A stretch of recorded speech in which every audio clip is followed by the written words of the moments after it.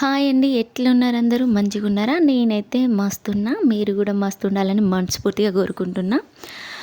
నేనైతే ఫస్ట్ జొన్న లడ్డు ఆర్ జొన్న బర్ఫీ ఏదైనా అనొచ్చు. మనం ఒక స్వీట్ అయితే చేస్తున్నాను నేను జొన్నలతోటి.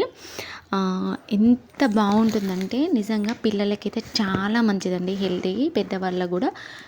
ఎందుకంటే కొంతమంది జొన్న పిండితోటి చేసేటివి రొట్టెలు కానీ ఇంకేదైనా చేసేటివి పిండి పిండి వస్తాయని వాళ్ళు తినరు కదా పిల్లలు. సో అలా ఇష్టపడిన వాళ్ళకి ఒక్కసారి ఇలా ట్రై చేసి పెట్టండి. నిజంగా నమ్మి ఒక్కసారి ట్రై చేయండి. చాలా బాగుంటుందండి ఈ స్వీట్. చాలా మంచిది అండ్ హెల్తీ కూడా. అండ్ మనం ప్రాసెస్కి అయితే వెళ్దామండి. ముందైతే మనం బెల్లం అయితే దాన్ని చిన్న చిన్న ముక్కలుగా లేకుండా తురిమి పెట్టేసుకోవాలి. తర్వాత డ్రై ఫ్రూట్స్ని చిన్నగా కట్ చేసుకొని పక్కన పెట్టేసుకొని జొన్న పిండిని చేసుకోవాలి. నేనైతే జొన్నలు తీసుకొని వాటిని వేయించుకొని పౌడర్ చేసుకున్నానండి. మీకు ఒకవేళ అట్లా టైం లేదు అంటే గిట్ట మనము విడిగా పౌడర్ దొరుకుతుంది కదా, ఆ పౌడర్ని పిండిని తీసుకొచ్చుకొని చేసుకోండి, పర్లేదు. నేను ఇంకా దీంట్లో ఏమేమి కలిపానంటే జొన్న పిండి, రాగుల పిండి అండ్ డ్రై ఫ్రూట్స్ పౌడర్ అండి కలుపుకున్నాను. నేను ఈ మూడు వీటిని మిక్స్ చేసుకున్నాను. అండ్ మనం ఇంతకుముందు తీసుకున్నాం కదా ఈ బెల్లాన్ని, మిశ్రమాన్ని అయితే ఒక కడాయిలో వేసుకొని కొన్ని వాటర్ పోయాలండి. కొద్దిగానే, బాగా వేయకూడదు వాటర్. కొన్ని వాటర్ వేసి వాటిని అయితే పొయ్యి మీద పెట్టి మనం పానకం వచ్చేదాకా కరిగించుకోవాలి. చూడండి, తాపకు ఒకసారి కలియబెట్టుకుంటూ ఉండాలండి దీన్ని. తర్వాత నేను జొన్న పిండిలో 2 స్పూన్ల రాగి పిండి and 1 spoon dry fruits powder ఉంటుంది కదా, అంటే పిల్లలకి పలుకులుగా ఉంటే నచ్చదు కదా, అందుకే నేను పౌడర్ చేసి ఆ పౌడర్ని అయితే ఇందులోనే వేసేసానండి. లడ్డులుగా చాలా బాగుంటుందని.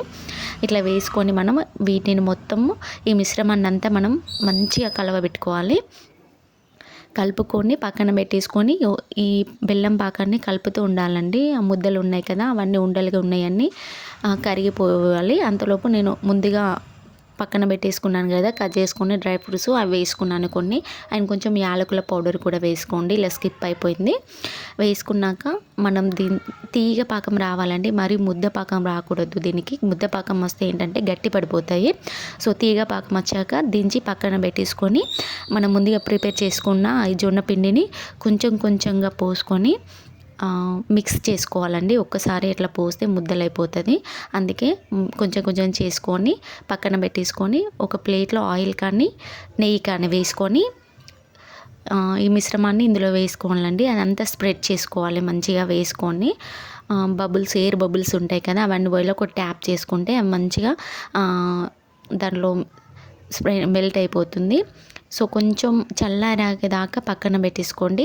తర్వాత మనకి ఏ షేప్లో కావాలంటే ఆ షేప్లో ఇలా కట్ చేసుకోవాలి, చాక్ తీసుకొని. అంతే అండి. నేనైతే స్క్వేర్ షేప్లో అయితే కట్ చేసుకున్నాను. ఒకవేళ మీకు ఏ షేప్ రౌండ్ కావాలంటే రౌండ్, స్క్వేర్ కావాలంటే స్క్వేర్, మన ఇష్టం. ఇలా బర్ఫీలాగా ఎలా కావాలంటే అలా మనం కట్ చేసుకోవచ్చండి. నమ్మండి, ట్రస్ట్ మీ, పిల్లలకి చాలా నచ్చుతుంది. చాలా స్మూత్గా మంచి స్ట్రక్చర్ వస్తుంది. చాలా బాగుంటుంది అండ్ చాలా టేస్టీ అండ్ హెల్దీ ఫుడ్ అండి ఇది.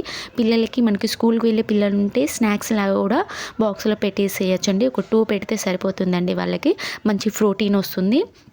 మా పాప అయితే చాలా ఇష్టంగా తింటుందండి. అండ్ జొన్న నేను కొంచెం ముంచేసి లడ్డూలు కూడా చేశానండి. ఒకవేళ బర్ఫీలాగా కాకుండా ఇలా లడ్డూలాగా కూడా మనం చుట్టుకొని పెట్టుకోవచ్చండి. మా పాప ఎక్స్ప్రెషన్స్ చూడండి ఎట్లా ఇస్తుందో.